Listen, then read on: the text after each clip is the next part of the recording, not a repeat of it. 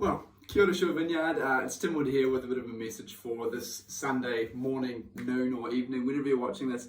I guess if you are watching this message, the Green Church has been cancelled because of a torrential downpour, or you may not have been able to make one of our gatherings this week, or maybe you just wanted a bit of a double dose of church goodness today. So welcome, and I hope this message finds you well and is a bit of a help for you on your journey today.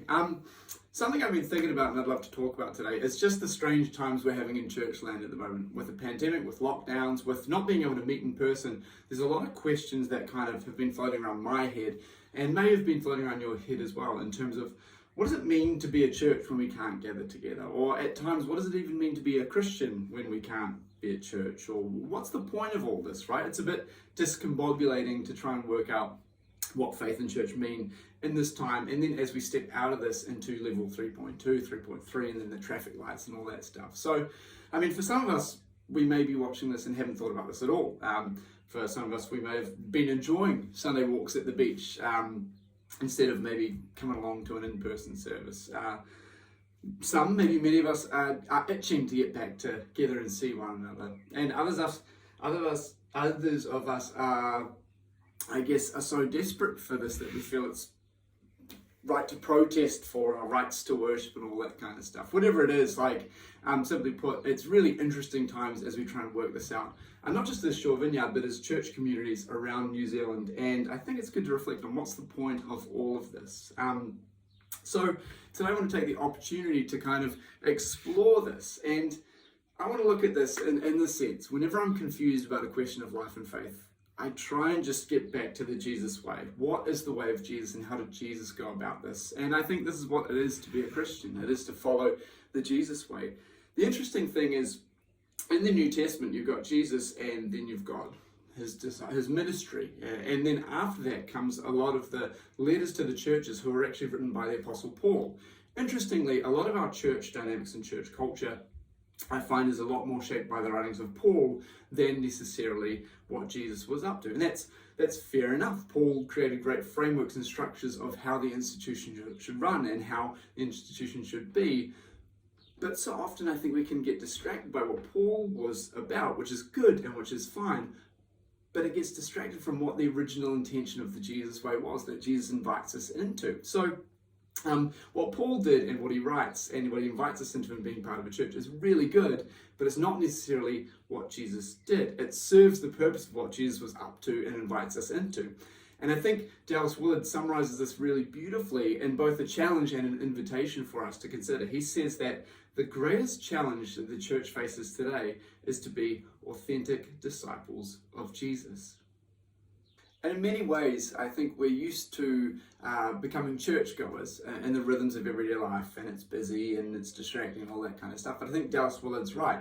It's remembering that Jesus' invitation is to become disciples of him in every aspect of our life. And I wonder if this time, as we've had to explore what church or what it means to be a Christian is outside of our regular church gatherings, I wonder if this is an invitation. See, Jesus invites us into discipleship, into becoming an apprentice or a follower of his way everywhere, not just on a Sunday somewhere. If we think about Jesus' ministry, it's really strange, and you wouldn't necessarily use Jesus' ministry as a foundation for a church planting movement, for instance, because Jesus' ministry only lasted 3 years, right? Like, Jesus' ministry was nomadic. It was traveling around Galilee and Judea and eventually to Jerusalem. He walked around with a band of brothers and sisters, people just following him. It was a bunch of friends just traveling on the road, noticing what God was up to and everything they were doing. You see, Jesus, a lot of his teachings, as you look through the Gospels of Matthew, Mark, Luke, and John, Jesus' teachings don't seem to be pre-planned. He's walking along and notices a fig tree and he teaches about that. Or he is in a situation where there's not enough food, and then you get the story of the fishes and loaves. He sees the sick and the vulnerable. It's as he's walking along the road, his ministry happens and his teaching happens. It's not necessarily pre-planned, but it happens on the way. Jesus' church was whoever was around him, following him. And wherever he was, things seemed to happen on the way, not at the destination he was necessarily going to. Things happened there, but it was along the way. The whole journey was important.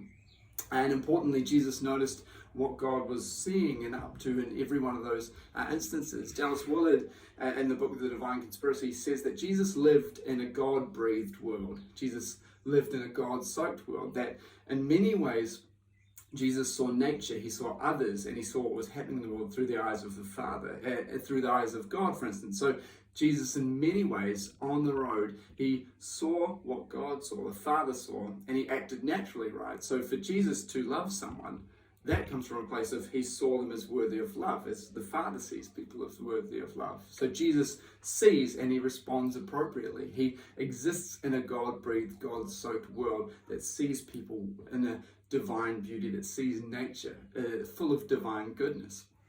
And for today, for us, as we start going back into our regular rhythms of church, perhaps with Green Church, or as we step down these levels, I think it's to remember that in everything we too are invited as we follow the way of Jesus to live in a God-breathed, God-soaked world. We're all on the road like Jesus was, for instance. We're all on this journey somewhere, and it's good to remember that the whole thing matters, that God's moving and at work. God is present and able to be noticed in everything we're about, whatever job or whatever community or situation we're about.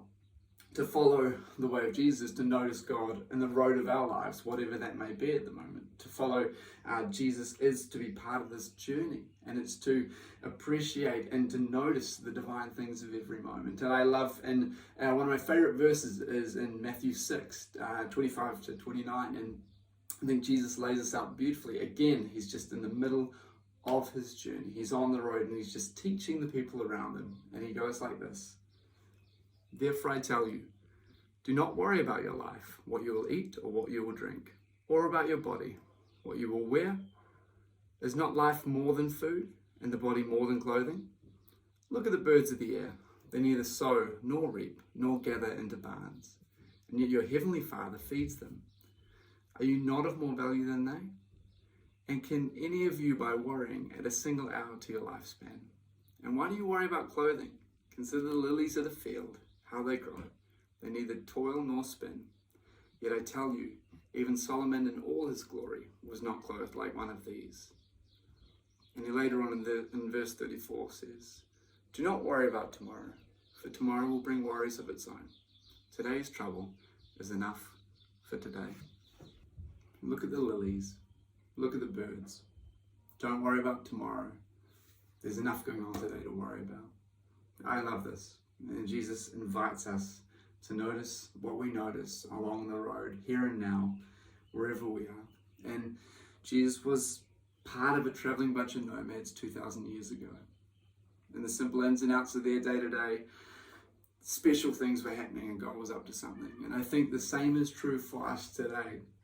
We too are a traveling bunch of nomads in our own ways. Our church, our journey is the people around us, and it is what we're up to. And God is in and throughout all of that. So I invite you, I invite myself, I invite us into two things today. And first, to notice what you notice wherever you are. See a God-soaked world. Ask God to show you where God is moving, and to see the people around you, how God sees them, and act accordingly as Jesus did. Maybe the thrill of adventure or the rush is right there for you. And second, consider the lilies of the field. Consider the birds of the air. Consider that today's got enough worries of its own. Look outside. Notice what you notice there. And perhaps if your brain's too far in the future or worrying about all these things you can't control, maybe it's centering yourself and wondering, what is happening today that I need to consider? And what do I need to let go of that's out of my control, or that's a tomorrow thing? Those are the invitations. So for us as Shore Vineyard, let us be where we are with who we are, on our own journeys with our own little communities, following the way of Jesus in a God-soaked world. I hope and think that should be enough for us today as a community. I love you, Shore Vineyard, and I hope you have the most splendid Sunday, noticing what God is up to in and through your lives. Bless you all. Ka kite anō.